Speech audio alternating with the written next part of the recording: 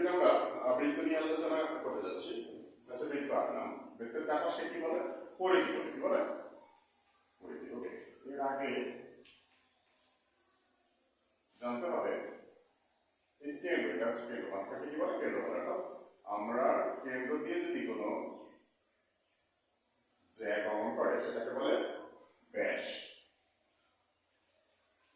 আর এই ব্যাসের অর্থ অর্থাৎ কেন্দ্র থেকে বৃত্তের গায়ের দূরত্বকে বলে ব্যাসার্ধ। কি বলে?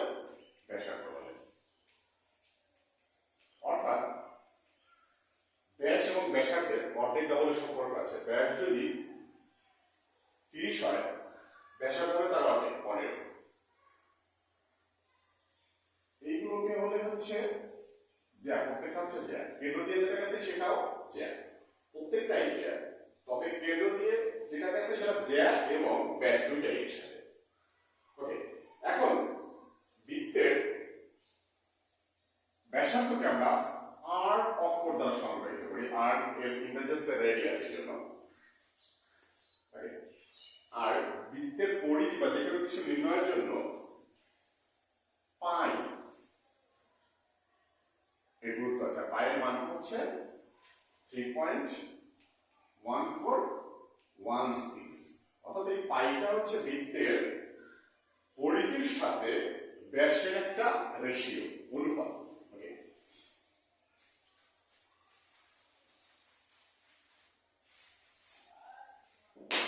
বৃত্তের পরিধি নির্ণয়ের সূত্র হচ্ছে,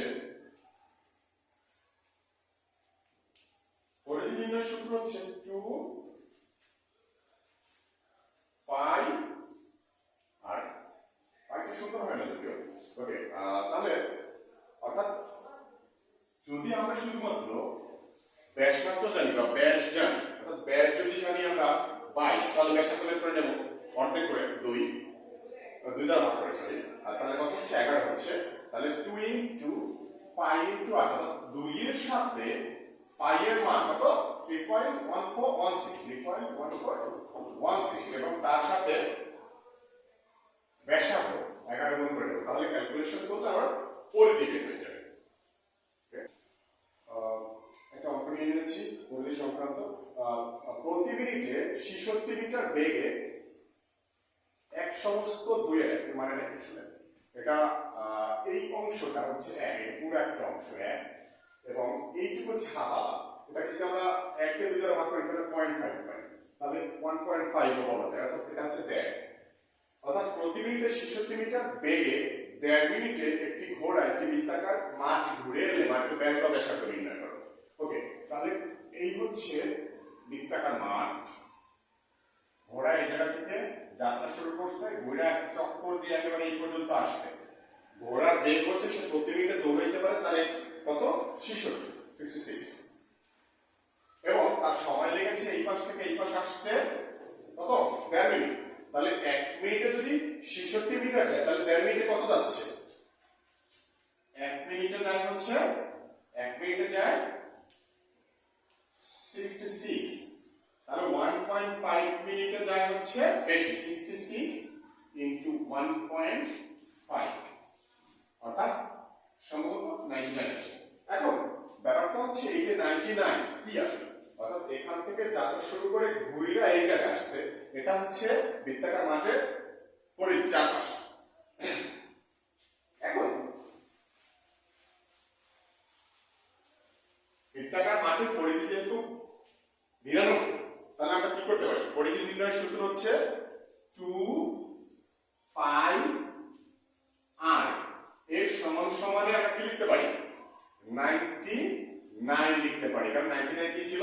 পরিধি ছিল। আর 2 পাই কি? পরিধি নির্ণয়ের সূত্র। এখন 2 লিখলাম গুণন পাই এর মান বসাইলাম কত? 3.1416, তার সাথে কি আছে? আর আছে। ওকে, সমান সমান 99। এখন 2 দ্বারা এটাকে গুণ করলাম, পার লিখতে হবে এর পিছনে 6.2832 আর সমান সমান 99। এখন এই 6.2832 এর সাথে আর কি সম্পর্ক? গুণের সম্পর্ক। তাহলে আমরা যদি ওই পাশটাকে নিয়ে নিই তাহলে কি হবে? ওই পাশে কি হয়ে যাবে? ভাগ হয়ে যাবে। এখানে লিখতেছি এটা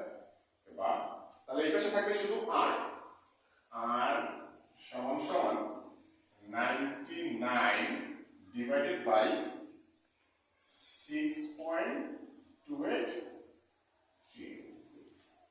ক্যালকুলেটর করে নিচ্ছি 99 ডিভাইড বাই 6.283 অর্থাৎ আর এর মান হচ্ছে 15.75 দশমিক পরে আরো অংশ আছে শুধু দুইটা অংশ লিখে দিলাম অর্থাৎ আর হচ্ছে কি বৃত্তের ব্যাসার্ধ ওকে তাহলে ব্যাসার্ধ হচ্ছে 15.75 যদি ব্যাস বের করতে হয় তাহলে ডাবল করে দিলাম গুণ করে দিলাম অর্থাৎ 15.75 কে 2 দ্বারা গুণ করলে সম্ভবত 31.5 আসে সম্ভবত